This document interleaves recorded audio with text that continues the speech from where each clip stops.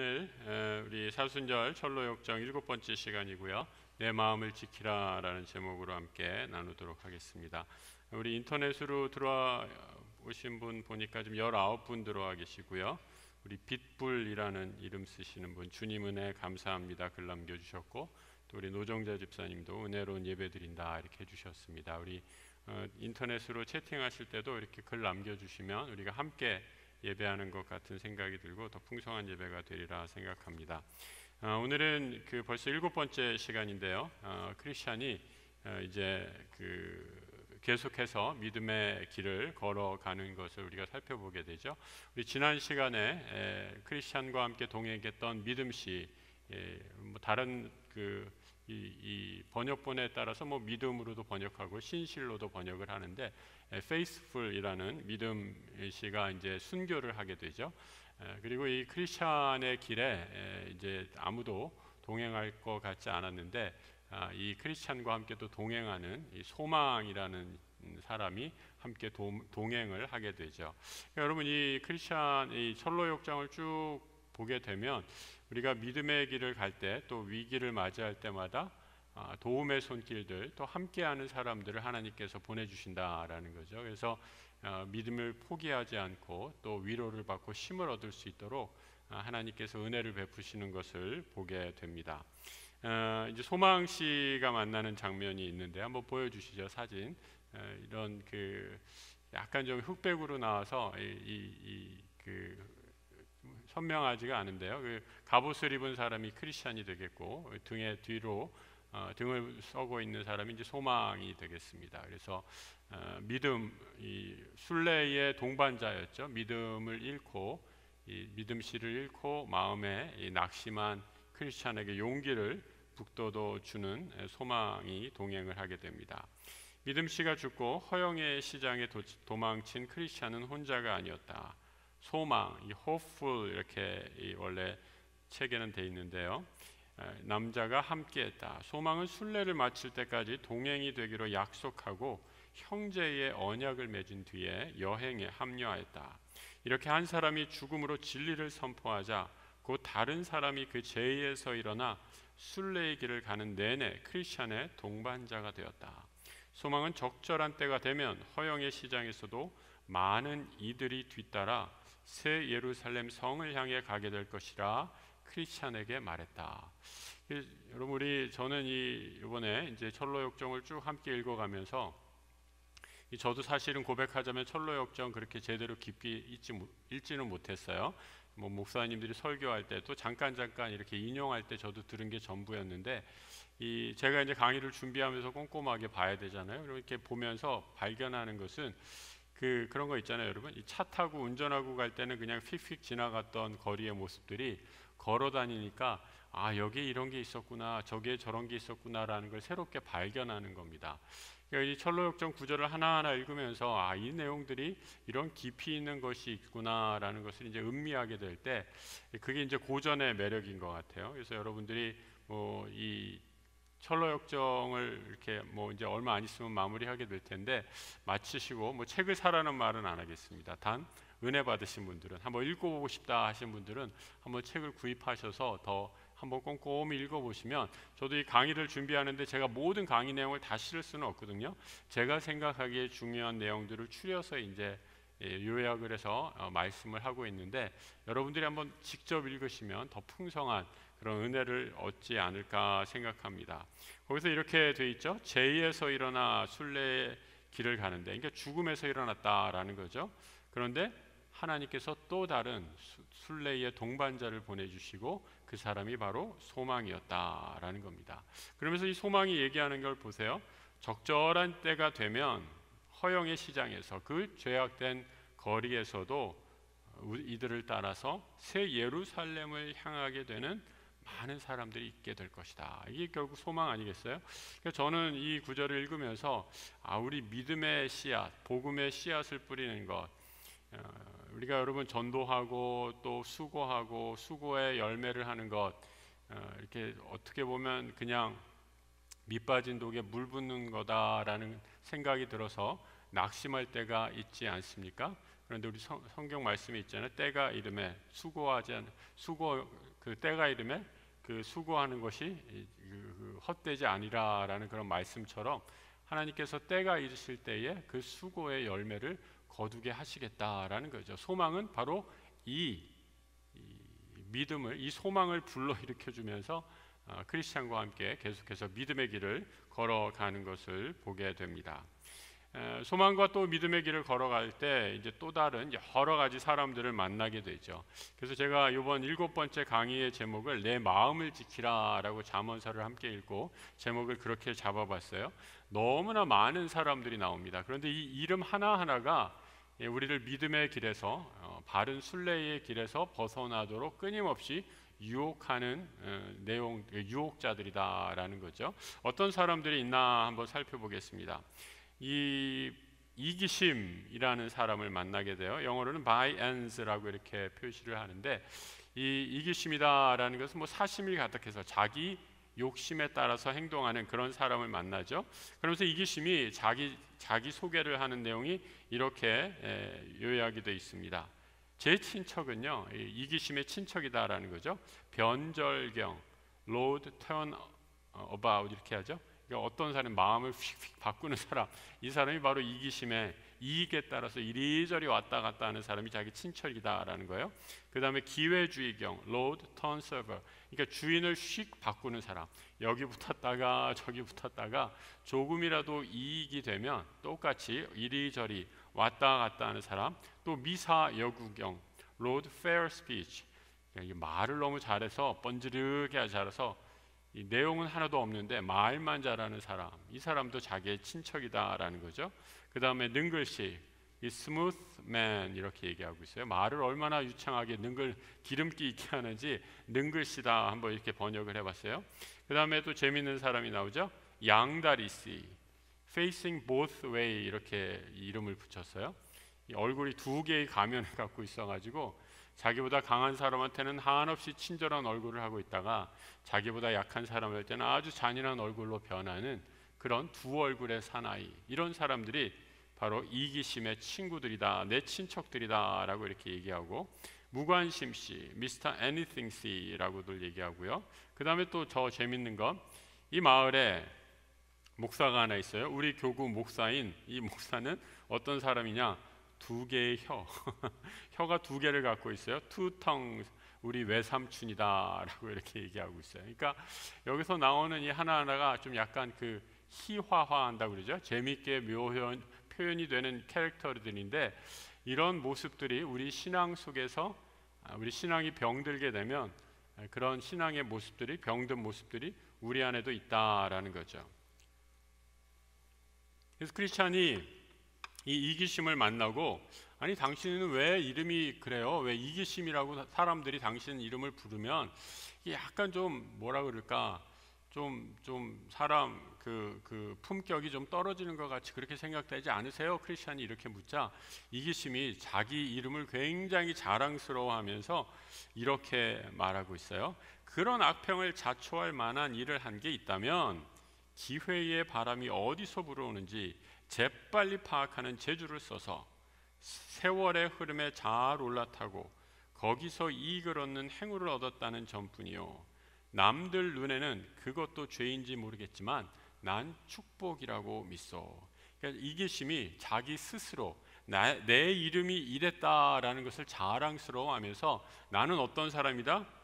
기회의 바람, 그러니까 기회가 오면 그것을 꽉 잡아서 시대의 흐름에 민첩하게 반응하는 그런 동작 빠른 사람이다. 이 세상에서 결코 실패할 수 없는 처세술에 능한 사람이다 하고 자기를 자랑하고 있어요. 그러면서 이렇게 얘기하고 있죠. 나는 이게 죄가 아니라 오히려 하나님이 주신 축복이다 라고 이렇게 믿고 있다라는 겁니다. 그러니까 여러분, 이 이기심이 믿는 종교는 뭐 진정한 진리의 복음, 또 복음을 전하다가 뭐 핍박받고 고난받고 이런 거는 전혀 상관이 없고, 쉽게 얘기해서 어떤 거예요? 뭐로 가도 서울만 가면 된다라는 그런 태도죠. 자기에게 이익만 되면 된다라는 거죠. 그런 태도를 가지고 살아가는 전형적인 모습을 바로 이기심의 모습을 통해서 보여주고 있다라는 겁니다. 그러니까 크리스찬이 이 이기심과의 대화가 이렇게 한참 왔다 갔다 합니다. 그러니까 크리스찬은 막 그 자기가 가지고 있는 신앙의 기준에 서서 그렇게 살면 안 됩니다. 천성에 가는 길은 고된 길이지만 반드시 이 바른 길, 옳은 길로 가야 합니다라고 이렇게 얘기하는데, 이기심은 오히려 이기심 씨는 이 크리스찬과 소망 씨를 우습게 보면서 저런 어리석은 사람이 있나라고 하면서 비웃고 또 얕잡아 보는 것을 보게 되죠. 그러니까 여러분, 우리가 이 세상을 살아가면서 꼭 지혜가 필요한 것 같아요. 특별히 신앙인에게 있어서는 그런 지혜가 필요하죠. 우리가 세상에 살고 있기 때문에 이 땅에 살고 있는 사람이에요. 우리도 뭐 별나라에 사는 게 아니죠. 우리가 아직 천국을 향해 가는 존재들이지만 아직 천국에 이르지 못한 존재들이에요. 그래서 그렇기 때문에 어느 정도, 어느 선에서는 이 땅의 규칙과 질서를 지켜야 되죠. 여러분, 뭐 이 땅의 그리스도인이라고 나는 천국 시민이에요. 그러니까 나 내일부터 세금 안 낼게요. 들으면 기분 좋지만 세금 안 내고 살 수 있어요? 그럼 과태료 물잖아요. 그렇죠? 만약에 나 천국 시민이기 때문에 세금 안 낼 거예요 이렇게 얘기한다면 저 정신 나간 사람이다 이렇게 얘기할 거 아니에요? 우리가 이 땅에 살고 천국 시민이지만 마땅히 지켜야 할 질서, 세상의 질서들은 따라가야 한다라는 거죠. 하지만 이 세상에 살면서 우리가 신앙인으로서 우리의 정체성을 갖고 타협하지 말아야 할 것, 세상의 것을 쫓지 말아야 할 것이 있다라는 거죠. 그걸 잘 분별해야 한다. 이것이 신앙인의 올바른 자세다라는 거죠. 그것을 잘 분별하지 못하면 오늘 이기심의 모습에서 나타나는 것처럼, 이기심 씨처럼 세상에 이리저리 흔들리면서 세상에서 믿지 않는 사람들과 전혀 차별성을 갖지 못하는 그런 세상에서 오히려 조롱받는 나약한 그리스도인이 된다라는 거죠. 오래전에 바울 사도가 이런 그리스도인의 정체성이 얼마나 중요한가라는 것을 깊이 깨닫고 이렇게 얘기하고 있잖아요. 갈라디아서 1장 10절, 우리 한번 같이 한번 그 성경 구절 우리 나눠드린 유인물에 있는데 같이 한번 읽어볼까요? 이제 내가 사람들에게 좋게 하라, 하나님께 좋게 하랴, 사람들에게 기쁨을 구하랴. 내가 지금까지 사람들의 기쁨을 구하였다면 그리스도의 종이 아니니라. 그러니까 바울은 이 면에 있어서 아주 철저하게 복음의 기준, 복음을 따라 사는 하나님 나라 백성으로서의 자기 정체성을 분명히 갖고 살아가고 있었다라는 겁니다. 오늘 우리가 이 땅에 살면서 내가 지켜야 할 그리스도인의 정체성이 무엇인가라는 것을 한번 꼭 생각해 보시기 바랍니다. 그러니까 여러분, 이게 뭐 너무 거창한 거라고 생각하지 마세요. 아주 간단한 거, 내가 할 수 있는 작은 것.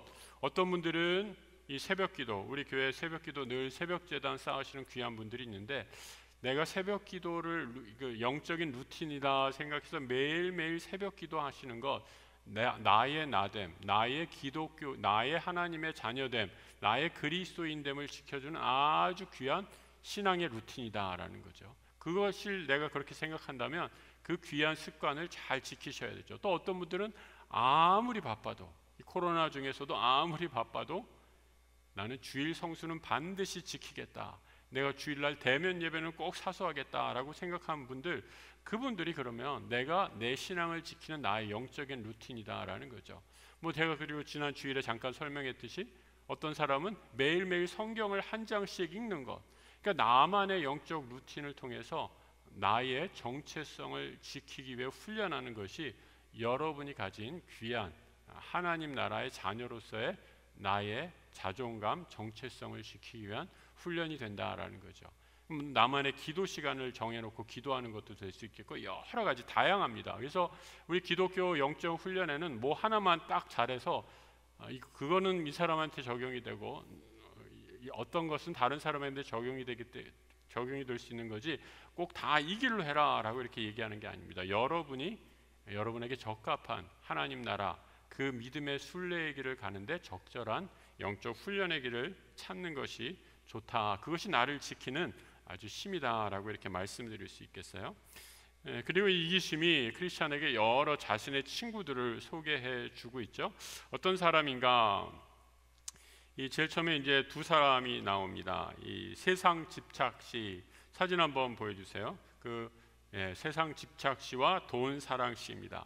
그래서 저는 이 그림을 보면서 이 누가 그렸는지 모르겠지만 이 둘이 참 너무 닮았다. 누가 세상 집착이고 누가 돈 사랑인지 그건 중요하지 않는 것 같아요. 아무튼 쌍둥이처럼 닮았어요. 모자만 씌워놨을 뿐이지. 그러니까 세상을 아직 그 전 사진 한번 보여주세요.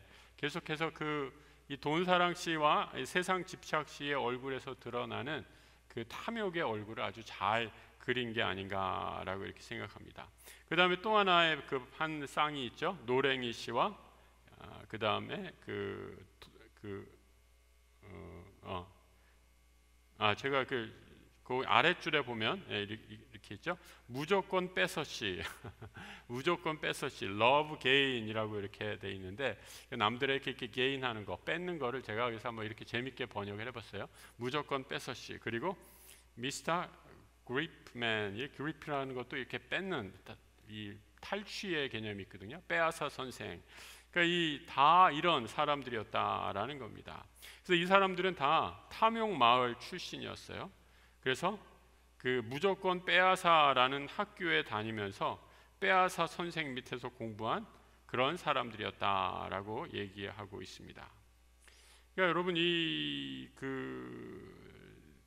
크리스찬을 계속해서 유혹하는 사람들의 내용이 무엇이냐? 이 세상을 사랑하라, 그리고 믿음의 길을 포기하라라는 그런 유혹을 계속해서 하고 있는 것을 보게 됩니다. 그래서 또 이기심 씨의 두 친구가 이렇게 얘기하는 자신들이 사는 세상의 방식의 유용함에 대해서 대화하는 내용이 굉장히 많이 길게 나와 있어요. 그래서 신앙의 유익을 묻는 이기심의 질문에 대한 돈 사랑의 답변. 그러니까 여러분 이 이기심과 돈 사랑도 신앙이라는 걸 갖고 있어요. 이들이 갖고 있는 신앙이라는 게 어떤 모습인가? 그 박스 안에 이렇게 설명이 되어 있죠. 돈 사랑이 신앙을 갖는 이유는 이렇게 답변하고 있다라는 거예요. 첫째, 하나님의 섭리라는 그 얘기를 하고 있어요. 더 많은 수입을 올릴 기회를 얻었으니 그걸 잡고 싶어하는 건 눈꼽만큼도 문제될 게 없네. 그러니까 돈 사랑이 이 세상을 살아가는 태도죠. 둘째, 더 많은 수입을 올리려는 욕구 때문에 더 열심히 공부하고 더 열정적으로 일해 삶의 모든 측면이 발전했다면 그 역시 하나님의 뜻이 아닐까. 한 가지 더 있어요. 셋째, 더 많은 수입을 얻기 위해 이전의 관점과 원칙들을 수정했다면 그 다음에 어떻게 돼 있어요? 자기를 부인하는 성품을 가졌다는 증거일세. 여러분 읽으면서 어떤 생각 드셨어요? 존경스러우세요?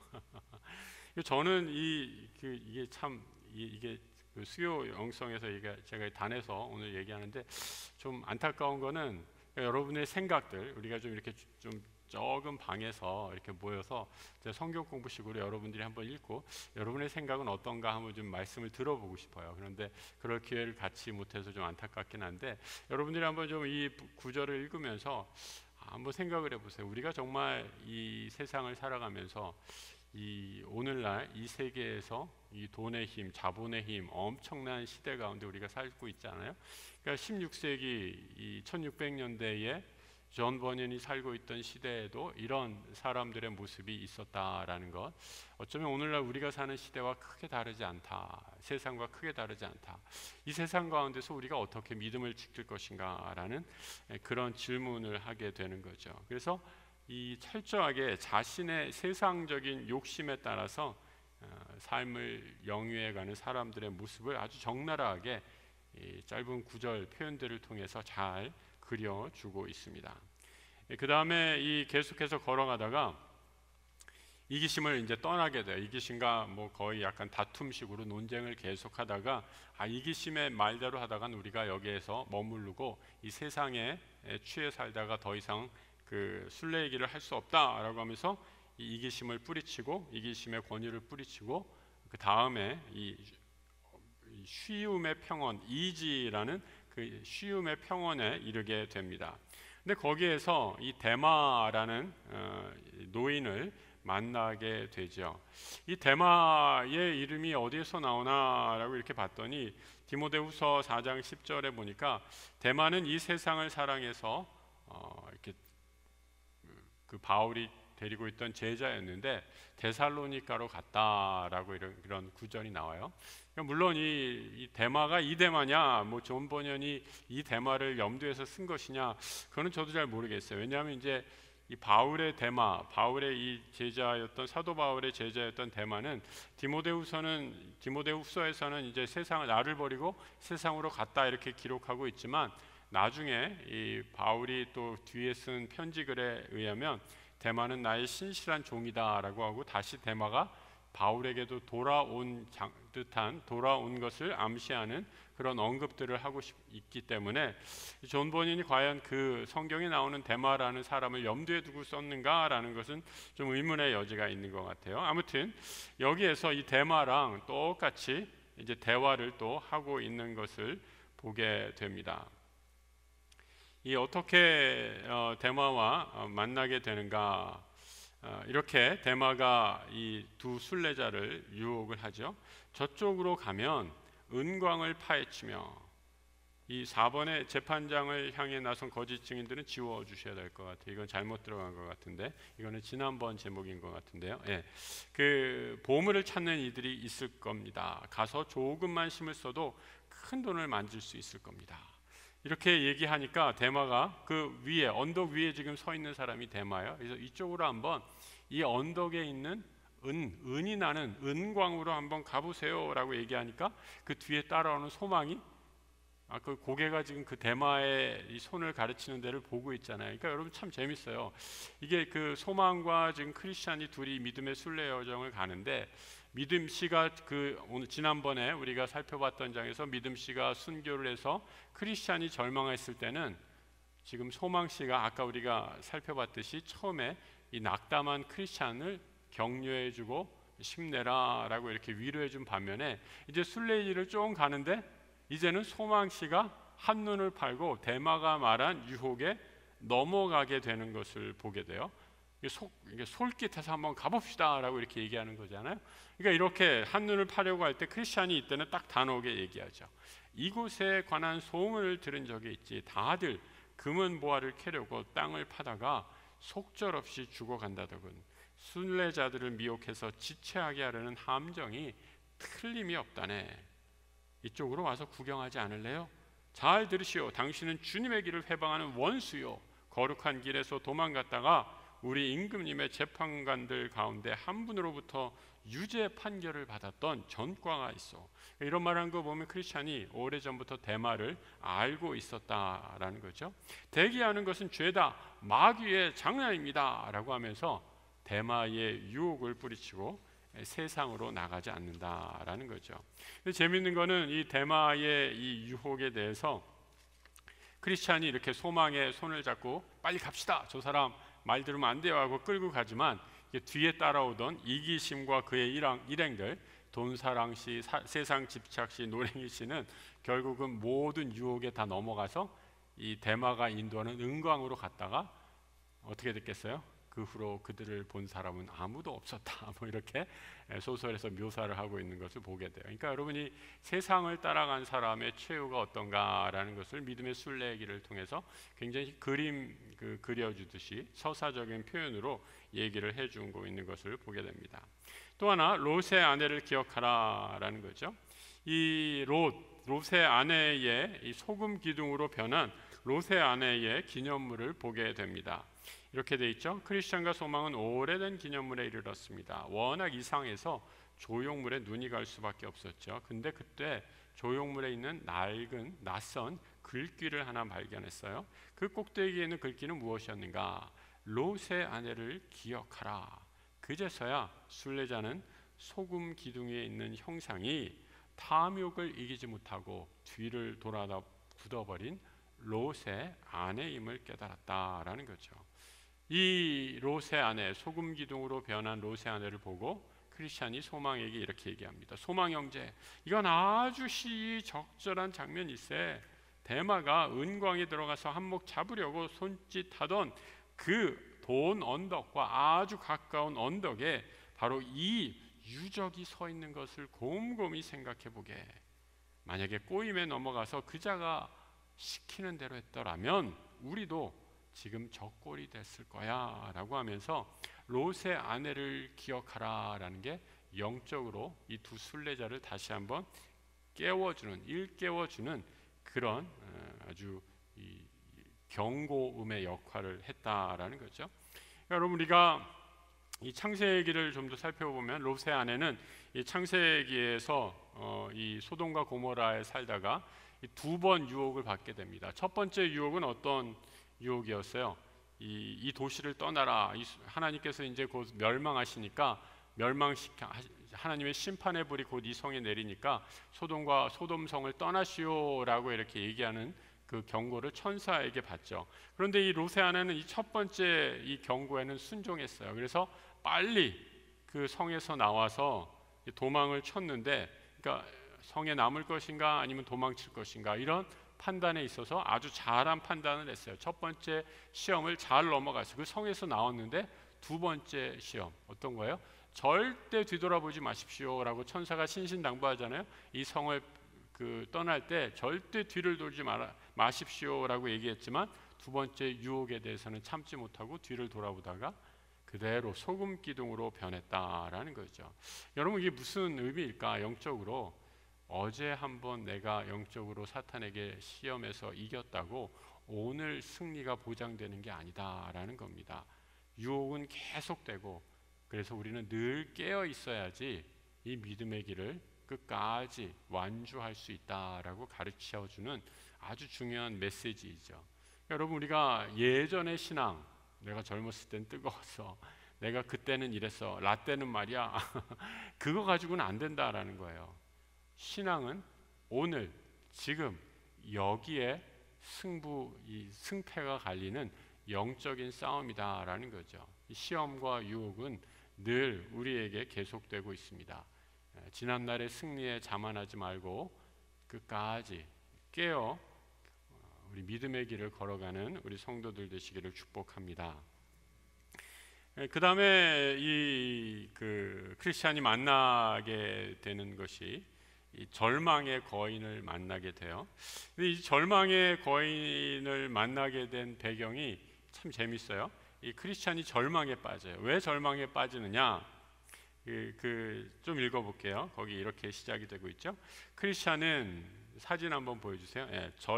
소망이 꺼렸지만, 소망은 처음에 가기 싫어했어요. 그러니까 이 소망과 이 크리스찬이 둘 다 왔다 갔다 하면서 이렇게 하나씩 실수를 해요. 그러니까 여러분, 크리스찬이 우리도 완벽한 크리스찬은 없어요. 우리가 믿음의 길을 가다가 때로는 실족하고 넘어질 수 있어요. 그때 어떨 때는 내가 넘어진 자를 일으켜 세워주고, 어떨 때는 내가 넘어졌을 때는 다른 사람이, 우리 믿음의 형제자매가 나를 일으켜 세워줄 수 있다라는 거죠. 그래서 같이 순례의 가는 거예요.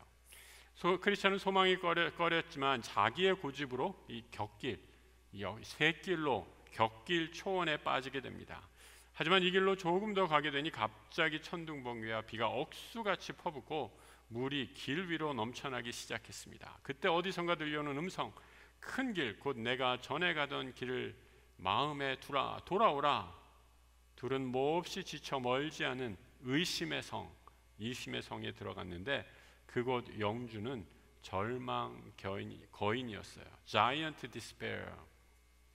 여기서 크리스찬은 갑절로 큰 슬픔을 느꼈어요. 왜요? 이 크리스찬이 여기서 절망한 이유가 있어요. 이런 고난에 빠진 것이 다 내 탓이다, 내 고집 때문이다 라고 이렇게 여겼기 때문입니다. 그러니까 여러분, 우리가 이 믿음의 길을 가다가 실패할 때 있잖아요. 어떤 일 하다가 실수할 수 있어요. 근데 그 일에 대해서 사탄이 우리를 계속해서 공격하는 거죠. 너 이거밖에 안 돼, 이거 다 네 잘못이야, 너 때문에 일이 이 모양 요 꼴 됐어. 그러면서 사탄이 우리를 끊임없이 공격하게 된다라는 거죠. 그때 우리가 깊은 영적인 침체에 빠지게 된다라는 겁니다. 크리스찬도 지금 같이 소망과 길을 가다가 이런 깊은 절망 가운데 빠지게 됩니다.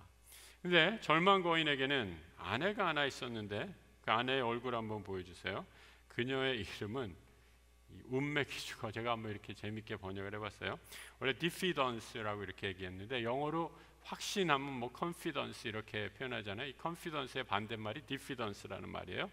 그러니까 전혀 자신이 없고 망설이는 그런 사람의 태도를 가리켜서 이 diffidence인데, 그러니까 이 자신 없습니다라는 것은 늘 우리를 사기를 떨어뜨리고 용기를 잃어버려서 아무것도 못하게 하는, 그야말로 절망 거인의 아내 역할을 하는 그런 사람의 이름을 이렇게 재미있게 묘사를 한 거죠. 그러면서 잠자리에 들자 거인의 아내가 이렇게 거인에게, 남편에게 이렇게 설득하는 거예요. 그들을 일단 무자비하게 때려서 스스로 목숨을 끊도록 고통을 주라라고 설득하였다. 여러분, 이 송사 중에서 제일 무서운 송사가 그래서 백엔잎 송사 아니에요? 그럼 처음 들어보셨어요? 그 잠자리에서 아내들이 남편에게 이렇게 막 얘기하면 남편들은 단순해서 아내들이 얘기하는 그대로 한대잖아요. 그러니까 지금 똑같이 그런 일이 벌어지고 있는 거예요. 저 순례자들을 끊임없이 고통을 줘서 죽게 만들라라고 이렇게 얘기를 하는 거예요. 거기에는 밧줄과 칼 그리고 독약이 든 병 한 개가 들어 있었는데, 이게 무서운 말이죠. 이는 다 자살을 부추기는 도구들이었다. 극심한 배고픔과 고통과 절망으로 인해서 드디어 크리스찬은 자루 속에서 독이 든 병이 꺼내드는 순간 소망이 소리쳤다. 그러니까 여러분, 이가 그 옛날에 한 철학자는 이 죽음에 이르는 병이 절망이다라고 이렇게 얘기했다는데, 사람이 이제 절망하게 되면 아주 깊은 낙담 가운데 빠지게 되죠. 그래서 여러분이 그 자살하는 사람들의 심리 상태를 이렇게 분석해 보면 왜 스스로 목숨을 끊어요?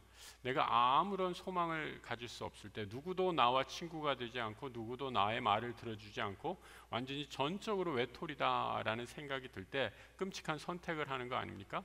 이 지금 절망이라는 거인이 믿음의 순례의 길을 가는 사람들을 끊임없이 이런 절망의 구렁텅이로 밀어 넣어서 이 믿음의 길을 포기하도록 만드는 역할을 한다라는 거죠. 그래서 이 소망, 그 크리스찬이 절망에 빠져서 자기 죄책감 때문에 너 때문에 이렇게 됐어, 너 때문에 우리가 순례의 길을 포기하게 생겼잖아라고 하면서 깊은 절망에 빠지게 되고 스스로를 자책하면서 이 거인이 준비해 놓은 독약을 딱 마시려고 하는 순간 어떻게 해요? 소망이 소리를 치죠. 그 다음에 있는 내용이 소망이 말하는 내용입니다. 참으로 우리의 현재 지금 모습은 비참하기 이를 데 없죠. 나로서도 이렇게 영원토록 사느니 차라리 죽는 편이 낫겠어요. 소망도 이렇게 말하는 것을 보면 굉장히 이들의 처한 현실이 아주 고통스러웠다라는 것을 짐작할 수 있습니다. 그런데 이렇게 또 권면하죠. 하지만 곰곰이 한 번 더 생각해 보죠. 우리가 가고자 하는 나라, 우리 주님께서는 살인하지 말라라고 명령하셨습니다. 그리고 결코 우리는 그 명령을 따라서 타인을 죽여서는 안 됩니다. 하물며 하나님 나라의 천국 백성이 살인하지 말라라고 천국 시민들에게 주신 명령인데, 하물며 저 거인의 권유대로 나 스스로를 죽이는 일은 결코 할 수 없습니다. 다시 한번 생각해 보십시오. 아무리 힘들어도 형제님, 크리스찬이요, 성도요, 다시 한번 생각해 보십시오. 조금만 더 견뎌봅시다. 여기서 벗어날 기회가 있을 겁니다. 조금만 더, 그러니 스스로 포기하지 맙시다 라고 소망이 다시 크리스찬에게 격려를 하죠. 여러분, 이 절망에 빠졌을 때 믿음의 형제 자매들이 하는 아주 작은 격려, 위로가 사람을 살릴 수도 있습니다. 반대로 이 절망에 빠진 사람에게 무심코 내뱉은 말 한마디가 그를 더 벼랑으로 떨어뜨릴 수도 있다라는 거죠. 그러니까 여러분, 우리가 크리스찬은 이 은혜의 말을 끼치는 사람이어야 된다라고 이렇게 말씀드리지 않았습니까? 이 절망의 순간에 어떻게 해야 되는가? 절망의 순간에 어떻게 할지 좋은 예가 이 다니엘서에 몇 가지가 나와서 제가 이 몇 가지 그 구절들을 한번 찾아봤어요. 이 다니엘서 2장을 보면 이 느부갓네살 왕이 이 꿈을 꾸죠. 이 바벨론 거대한 나라를, 제국을 다스리는 왕인데 꿈을 꿔요. 그러니까 여러분, 이 꿈을 꾸면 이 고대 시대 통치자들은 꿈을 꾸면 이 그 꿈이 의미가 뭔지 알고 싶잖아요. 여러분들 중에 혹시 최근에 꿈 꾸신 적 있어요? 꿈 꾸셔가지고 목사님 저 꿈 꿨는데 이게 무슨 꿈일까요? 그래서 제가 만약에 저한테 그런 얘기 했다고 상상해 보세요. 그럼 제가 딱 듣고 글쎄 도무지 모르겠는데요. 그러면은 어떻게 하세요? 우리 목사님 별로 신통하지 않네. 그리고 점장이한테 찾아가시나요? 뭐 이렇게 해서 하여튼 꿈의 의미를 알아야지 좀 이렇게 답답함이 해소가 되잖아요.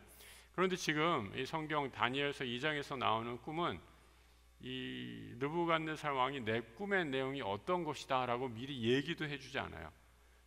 다짜고짜 이 바벨론 제국에 있는 지혜로운 사람, 그 가장 지혜로운 사람을 다 모아놓고 너희들 내가 꾼 꿈이 뭔지 얘기하지도 않으면서 너희들 내가 꾼 꿈이 무엇을 의미하는지 해석부터 이렇게 얘기하는 거예요. 그러면서 내가 꾼 꿈을 해석하지 않으면 다 죽여버릴 거야. 이렇게 얘기하는 거니까 얼마나 무시무시한 거예요. 말 한번 잘못하면 뭐 꿈을 해석해서 왕의 마음 뭐 제대로 해석했다 할지라도 만약에 왕의 마음에 제대로 흡족하지 않으면 다 목이 달아나는 그런 절체절명의 위기의 순간이다라는 거죠. 그래서 근데 다니엘 바벨론의 지혜자들을 다 불러 모아서 이렇게 내 꿈을 한번 말해보고 해석해봐라라고 얘기했는데 꿈의 내용도 모르는 거를 그 해석하라고 그러니까 그 바벨론의 지혜자들이 우리는 못하겠습니다. 그건 신의 영역입니다. 우리 인간이 할 수 있는 영역이 아닙니다. 라고 이렇게 다 손사래를 치니까 왕이 화가 이렇게 나서 2장 12절에 다니엘서 2장 12절에 이렇게 얘기하는 거예요. 왕이 이로 말미암아 진노하고 통분하여 바벨론의 모든 지혜자들을 다 죽이라 했다라고 이렇게 명령을 했다라는 거죠. 그런데 여러분 이 말을 듣고 어떻게 얘기합니까?